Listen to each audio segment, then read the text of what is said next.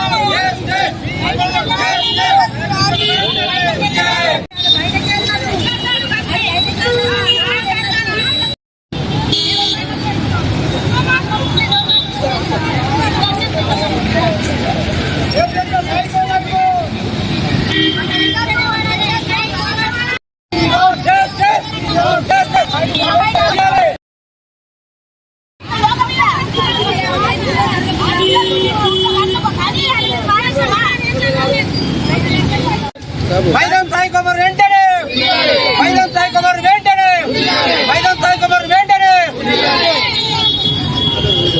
జై భీమ్.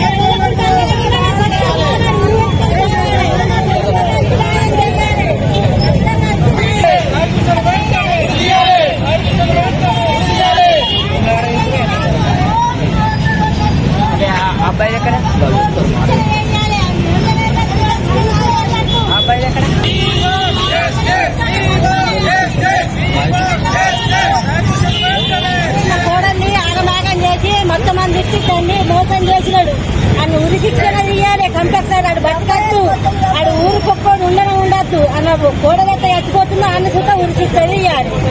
వాళ్ళు కంటికి ముట్టాడు, వాళ్ళు తేడుతున్నారు. ఆ గోడను గట్టిన శిక్ష వేయాలి. ఆడు బయటకు వెళ్ళలేదు, గోడలకు సుత న్యాయం చేయాలి. దానికి ఉరిశిక్ష కంపల్సరీ అట్లనే వేయాలి. అది ఈరోజు శ్రీశైలం జిల్లా కేంద్రంలో జరుగుతున్నటువంటి ఈ ధర్నా కార్యక్రమానికి విచ్చేసిన ప్రెస్ మిత్రులందరికీ హృదయపూర్వక నమస్కారాలు. మేము వెంకటపేట వాస్తవ్యులము. మా గ్రామానికి చెందిన వేడ బుడిక జంగాల అమ్మాయి మైనర్ బాలికను అదే మా గ్రామానికి చెందిన అగ్రవర్ణ కులాసుడైన మైదాం సాయి కుమారు అమ్మాయికి మాయమాటలు చెప్పి వేములవాడ ప్రైవేట్ లాడ్జికి తీసుకుపోయి అమ్మాయిని బలవంతంగా అత్యాచారం చేయడం జరిగింది. అక్కడ ఉన్న స్థానికంగా ఉన్న